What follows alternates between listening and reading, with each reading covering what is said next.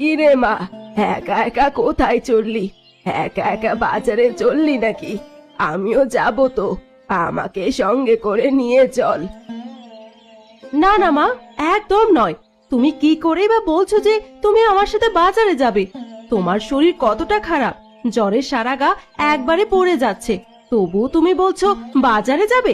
সত্যি মা, তুমিও পারো। কি আর করবো রে মা, আমাদের অভাবের সংসারে জ্বর সর্দি কাশি যাই হোক, আমাদের তো এটা করে খেতেই হবে, তাই তো যাব বলছি। না না মা, তোমাকে আজকে কোথাও যেতে হবে না। তুমি আজ শুয়ে থাকো, আমি বাজারে গিয়ে সমস্ত মাছের ডিম বিক্রি করে তারপর বাড়িতে আসবো।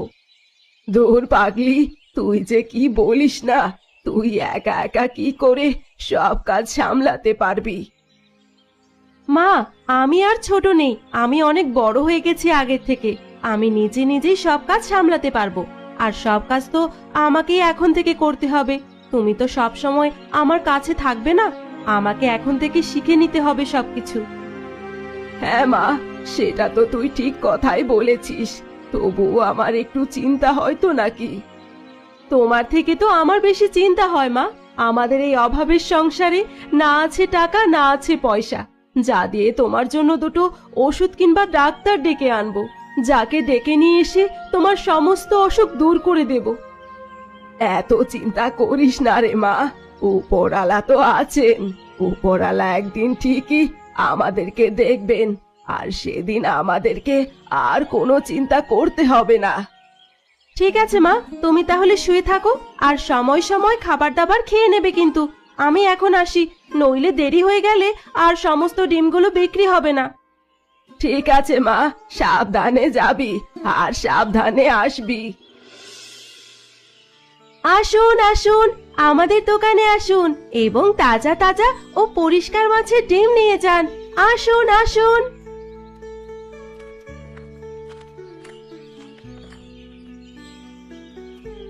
কি রে মিতালি, আজকে তুই একা একা দোকানে এসেছিস?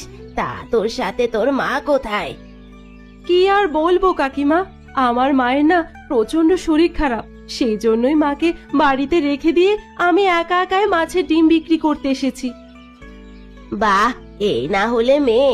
সত্যি রে মিতালি, তোর মতো মেয়ে পাওয়া ভাগ্যের বিষয়।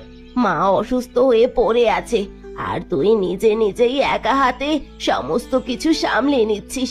সত্যি। তা এইটুকু তো করতেই হবে বলো কাকিমা, আমাদের কাছে তো কোনো টাকা পয়সা নেই যার দ্বারা আমরা ডাক্তার ডেকে এনে মায়ের অসুখ দূর করব। আমাকে তো এইভাবে খেয়াল রাখতেই হবে নাকি? সে সব ঠিক আছে, তা আমাকে দে রে 500-র মতো। আমাকে মাছের ডিম দে। এই নাও কাকিমা, তোমার মাছের ডিম। তা কত টাকা হয়েছে রে মিতালি এই মাছের ডিমটার? এই তো কাকিমা, তোমার ওই 10 টাকা হয়েছে। এই নে তোর 10 টাকা, আর আমি এখন আসি রে, আমাকে আবার বাড়িতে গিয়ে রান্না বান্না করতে হবে। হ্যাঁ হ্যাঁ কাকিমা, তুমি যাও। আর হ্যাঁ, তুই তোর মায়ের খেয়াল রাখবি। দেখবি উপরওয়ালা আছেন, উপরওয়ালার দয়ায় আর তোর স্নেহ মমতায় দেখবি সব ঠিক হয়ে যাবে। হ্যাঁ হ্যাঁ কাকিমা, তুমি ঠিকই বলেছো। বাবু, ওই বাবু, কোথায় গেলি রে? তাড়াতাড়ি আয়, তোর সাথে একটু কথা আছে।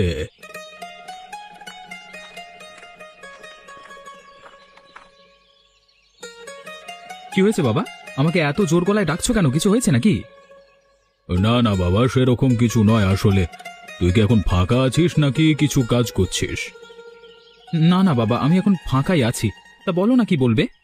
আসলে আমার শরীরটা একটু সকাল থেকে খারাপ খারাপ লাগছে, তা তুই আজকে বাজারে যা না, গিয়ে তোর পছন্দ মতো আজকে বাজার করে নিয়ে আয় না। বাবা, আমি তো এর আগে কখনোই বাজারে যাইনি, আর একা একা সমস্ত কিছু বাজার করতে পারবো আমি? কেন পারবি না? তুই এত বড় বাপের বেটা, তুই পারবি না তো কে পারবে? আর তাছাড়া আমি যখন থাকবো না তখন তো এসব তোকেই করতে হবে। হ্যাঁ বাবা, সেটা তো জানি যে তুমি না থাকাকালীন তখন আমাকেই করতে হবে, কিন্তু তাও আমি যাইনি কোনোদিনও বাজারে, আর আমাকে আগে পাঠাচ্ছ মানে তুমি মানে। তুই জানা কিছু হবে না, আমি তো বলছি। ঠিক আছে বাবা, তাহলে আমি যাব, আর আমাকে বাজারের ব্যাগটা দাও। গিন্নি, আরে ও গিন্নি, কোথায় গেলে গো? বাজারের ব্যাগটা নিয়ে এসো। এই নাও বাজারের ব্যাগ। এই নে, তোর মা বাজারের ব্যাগ নিয়ে চলে এসেছে।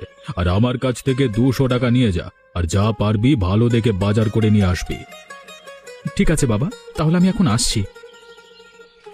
আরে বাবা, সাবধানে যাবি কেমন? আসুন আসুন, আমার দোকানের সামনে আসুন, আর তাজা তাজা পরিষ্কার মাছের ডিম নিয়ে যান। আসুন আসুন।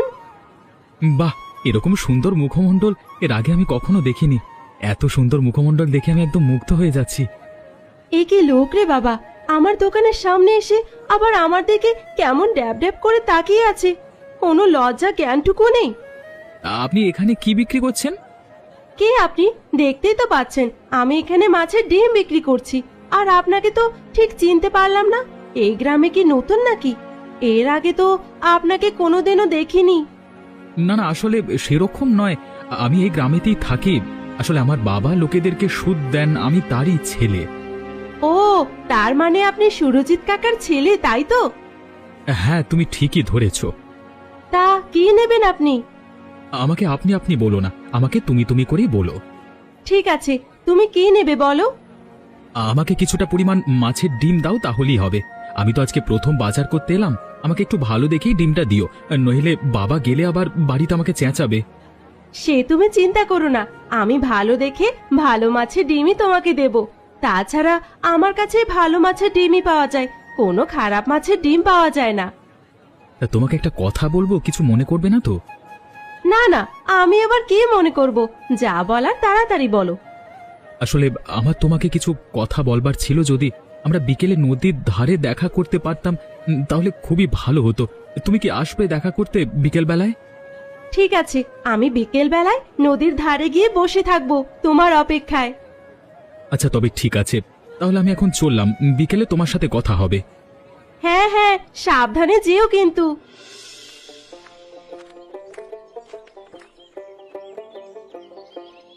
মা, ও মা, কোথায় গেলে গো? দেখো আমি আজ তোমার জন্য কি নিয়ে এসেছি।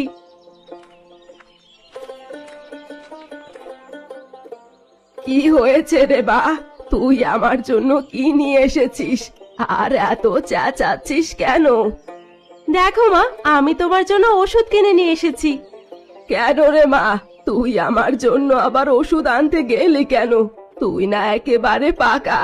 আমাকে না জিজ্ঞেস করেই কে তোকে ওষুধ আনতে বললো বল? কেন, তোমার শরীর খারাপ হয়েছে, তোমাকে আবার জিজ্ঞেস করে ওষুধ আনতে হবে নাকি?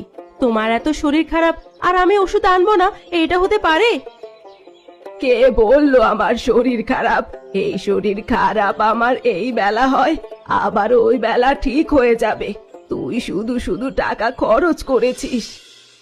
হ্যাঁ, আমি শুধু শুধু টাকা খরচা করেছি, তা বললে তুমি এইরকম অসুস্থ শরীর নিয়ে বাড়িতে পড়ে থাকবে নাকি?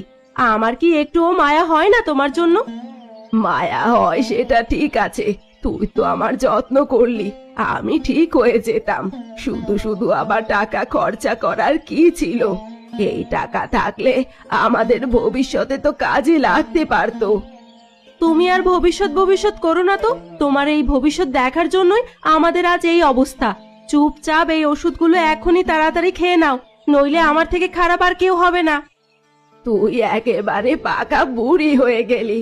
আমার মাও ঠিক এই রকম ছিল। তুই আমার পুরো মায়ের মতোই শাসন করছিস। হ্যাঁ করব, আমি তোমার মায়ের মতনই শাসন করব। ওষুধ খাবে না, আবার বলছে নিজে নিজে ঠিক হয়ে যাবে। চুপচাপ ওষুধটা খেয়ে নাও। সেই কখন থেকে এখানে বসে আছি, তার তো কোনো আসার পাত্তাই নেই। সে কি আমাকে মিথ্যা কথা বলল? সে কি আর এখানে আসবে না?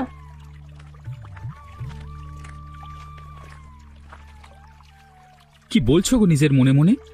না না, কি আর বলবো, শুধু একটু রাগ হচ্ছিল তোমার প্রতি। কেন গো, আমার প্রতি আবার কেন রাগ হচ্ছিল তোমার? আমি কি কিছু করলাম তোমাকে? না না, কিচ্ছু করনি। তবে তুমি আমাকে বলেছিলে যে আমি বিকেল হলে এখানে চলে আসব। আমি সেই কখন থেকে তোমার জন্য অপেক্ষা করে আছি। তোমার এই আসার সময় হলো। আচ্ছা বাবা, আমার ভুল হয়েছে, আমি আর দেরি করব না, এবার থেকে তাড়াতাড়ি চলে আসবো। কি বললে তুমি? এবার থেকে তাড়াতাড়ি চলে আসবো মানে? আমি ঠিক বুঝতে পারলাম না, আমাকে খুলে বলো তো, আসলে তুমি কি বলতে চাইছো? আসলে আমি তোমাকে প্রথম দেখাতেই ভালোবেসে ফেলেছি। তুমি কি আমার সাথে বিয়ে করবে? না না, এ কি করে হতে পারে? এ কখনোই সম্ভব নয়। তুমি এত বড় বাড়ির একজন পুত্র, আর আমি কিনা একজন গরিব ঘরের মেয়ে। তোমার সাথে আমার কখনোই বিয়ে হওয়া সম্ভব নয়। তোমার বাড়ির লোকেরা কিছুতেই আমাকে মেনে নেবে না। সেই নিয়ে তোমাকে অত চিন্তা করতে হবে না, আমি বাড়ির লোককে সামলে নেব। তুমি শুধু হ্যাঁ কিনা বলো। তুমি যদি তোমার মা বাবাকে বোঝাতে পারো, তাহলেই আমি তোমাকে বিয়ে করতে রাজি আছি। ও, তার মানে এরা দুজনে প্রেম করতে এসেছে এই নদীর ধারে। ওদের প্রেম করাচ্ছি আমি বাড়িতে গিয়ে ওর বাবাকে সমস্ত কথা বলবো, তারপর ওর বাবাকে দিয়ে উচিত শিক্ষা দেব।